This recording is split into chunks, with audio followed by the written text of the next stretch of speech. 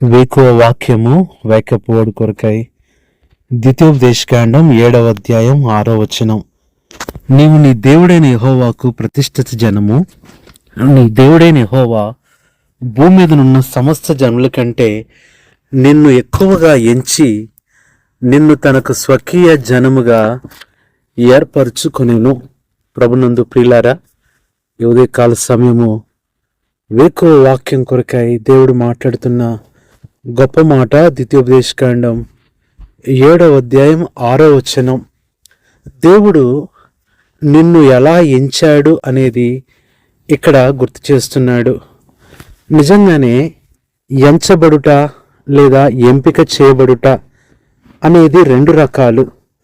ఒకటి మనుషుల ఎంపిక, రెండవది దేవుని ఎంపిక. మనుషులు నిన్ను ఎలా ఎంచుకుంటారంటే చాలాసార్లు అన్యుడిగా ఎంచుతారు, నీకు హేముగా ఎంచుతారు, నిన్ను శత్రువుగా ఎంచుతారు, నిన్ను విరోధంగా ఎంచుతారు. ఇంకా చెప్పాలంటే నిన్ను ఒక అల్పుడిగా, పనికిరాని వాడుగా, తక్కువ వాడిగా ఎంచుతారు. కానీ దేవుని దృష్టిలో నీ ఎంపిక ఎంత గొప్పదో తెలుసా? ప్రపంచంలో ఎన్ని కోట్ల మంది ప్రజలున్నా దేవుడు నిన్ను ఎంచుకున్న రీతిలో ఎవరిని ఎంచుకోలేదు. దేవుని దృష్టిలో నువ్వు ఎంతో ప్రత్యేకమైన వాడివి. మనుషుల దృష్టిలో ఎంత త్రోసివేయబడుతున్నావో దేవుని దృష్టిలో అంత అంగీకరించబడుతున్నావు. మనుషుల దృష్టిలో ఎంత తక్కువ చేయబడుతున్నావో దేవుని దృష్టిలో నువ్వు అంత ఘనముగా ఎంచబడుతున్నావు. అందుకని దేవుడు నిన్ను ఎలా ఎంచాడో ఒక్కసారి గుర్తు చేసుకుంటే 1 తిమోతి 1:12 పౌలు అంటున్నాడు, పూర్వము దోషకుడును హింసకుడును హానికరుడైన నన్ను తన పరిచర్యకు నియమించి నమ్మకమైన వానిగా ఎంచినందుకు అంటున్నాడు. దేవుడు నిన్ను నమ్మాడు. మనుషులు నమ్మరు, నీ సొంత వాళ్ళే నీ మీద నమ్మకం ఉంచరు. కానీ దేవుడు నిన్ను నమ్మి నమ్మకమైన వానిగా నిన్ను ఎంచాడు. రెండవది చూసినట్లయితే దేవుని వాక్యంలో నుంచి 2వ దశలోకి రాసిన పత్రిక 1:12 చివరి మాట, మిమ్మును యోగ్యులుగా ఎంచున్నట్లు అంటున్నాడు. అయోగ్యులమైన మనల్ని దేవుడు యోగ్యులుగా ఎంచాడు. ప్రియ సహోదరి సహోదరుడా, నీ యోగ్యత ప్రభువుకు తెలుసు. నాలో యోగ్యత లేదు అని బాధపడుతున్నావేమో, నేను యోగ్యుణ్ణి కాదు అని దిగులు పడుతున్నావేమో. దేవుడు నిన్ను యోగ్యునిగా ఎంచాడు. ఇది రెండవదిగా చూస్తున్నాం. మూడవది చూస్తే 1 దశలోనిక 5:13 ఘనముగా ఎంచవలనని అంటున్నాడు. దేవుడు నిన్ను ఎంతో ఘనంగా ఎంచాడు. మనుషుల జీవితంలో, మనుషుల దృష్టిలో నువ్వు ఎంత నీచముగా వారు ఎంచుకున్నా, ఎంత అల్పంగా ఎంచుకున్నప్పటికీ కూడా అది ముఖ్యమైనది కాదు. దేవుడి ఎంపిక ఎంతో గొప్పది. నిన్ను ఆయన ఘనముగా ఎంచాడు. దాన్ని బట్టి ప్రభువును ఎంతో నువ్వు స్తుతించాలి, ఘనపరచాలి. 4వది చూస్తే రోమా 12:10 ఘనత విషయంలో ఒకరినొకడు గొప్పగా ఎంచుకొనుడి. 4వది దేవుడు నిన్ను గొప్పగా ఎంచాడు. ఏ యోగ్యత లేదని, ఏమీ లేదని దిగులు పడుతున్నావేమో, కృంగిపోతున్నావేమో. ప్రియ సహోదరుడా, దేవుని దృష్టిలో నువ్వెంత ఘనమైన వాడివో తెలుసా? ఇది 4వది. 5వది చూస్తే రోమా 4:3-5 వచనాల్లో అది అతనికి నీతిగా ఎంచబడెను. ప్రియులారా, 5వది నిన్ను నీతిగా ఎంచాడు. నిన్ను నీతి అనే అనుభవంలోకి దేవుడు తీసుకుంటూ వచ్చాడు. కాబట్టి ఇక లోకములో, పాపములో నువ్వు ఉండటానికి ప్రయోజనం లేదు.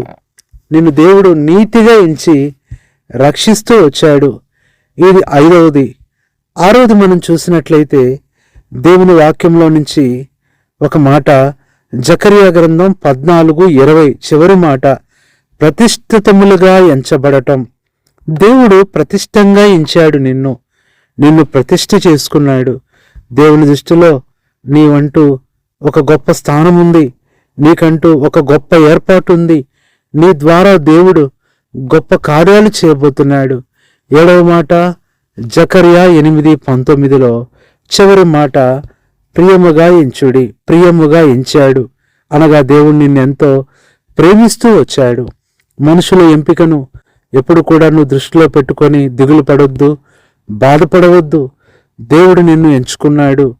God has selected you. దేవుడు ఆయన ఎంపికలో నువ్వు ఉన్నావు. కాబట్టి సంతోషంగా ఆనందంగా ఉండు. నీ ద్వారా దేవుడు ఏం చేయించాలనుకుంటున్నాడో, ఏ కార్యాలు చేయబోతున్నాడో అది ఈ సంవత్సరంలో నువ్వు చూస్తావు. గత సంవత్సరం అంతా కూడా మనుషుల దృష్టిలో అల్పముగా తృణీకరించబడి, ఎంపిక లేక ఎంతో అయోగ్యంగా ఎంచబడుతూ వచ్చావేమో. నిన్ను త్రోసివేశారేమో, నిందించారేమో, వదిలేశారేమో, ఒంటరిగా చేశారేమో. బాధపడొద్దు, భయపడొద్దు, దిగులు పడొద్దు. ఈ సంవత్సరం నువ్వు దేవుని ఎంపికలో ఉన్నావు. దేవుడు నీ ద్వారా గొప్ప కార్యాలు చేస్తాడు. నీ కుటుంబాన్ని, నీ బిడ్డలను ఆయన చూసుకుంటాడు. నీ భవిష్యత్తు, నీ ఉద్యోగం, నీ వివాహ విషయంలో ఆయన పట్టించుకుంటాడు. నీకు బిడ్డలిచ్చే విషయంలో ఆయనకు ఒక ప్రణాళిక ఉంది. దిగులు పడొద్దు. ప్రభువే నీ కుటుంబాన్ని నిన్ను పోషిస్తాడు. దైవ ఎంపికలో ఉన్న సహోదరుడా, సహోదరి, ప్రభువును స్తుతించు. ఆయన కొరకే నమ్మకంగా జీవించు. ప్రభువైన యేసుక్రీస్తు నీకు తోడుగా ఉంటాడు.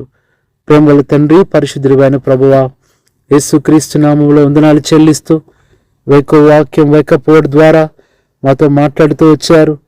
అందరినీ కాదు కానీ మమ్మల్నే మీరు ప్రభువా ఎక్కువగా ఎంచారని, అందులో ఉన్న 7 ఎంపికలు మాకు గుర్తు చేసినందుకు స్తోత్రములు చెల్లిస్తూ ఈ మాటలు వింటున్న మా బిడ్డలందరినీ కూడా జ్ఞాపకం చేసుకొని వారిని ఎంపికలో ఉన్నారన్న ఆ ధైర్యం, నిరీక్షణ కలిగి వారి ఆత్మీయ జీవితంలో ముందుకు సాగటానికి, మీ దీవెనలు పొందటానికి సహాయం చేయండి. ఈ మాటలు వింటున్న మా ప్రియులు వారి అక్కర్ల అవసరం ఏవైతే ఉన్నాయో ఇప్పుడే ప్రభు వాటన్నిటినీ తీర్చండి. నెమ్మది, శాంతి, సంతోషం, సమాధానంతో నింపమని, మీరే మహిమ పొందమని మా ప్రభువైన యేసుక్రీస్తు నామంలో ప్రార్థిస్తున్నాము తండ్రి.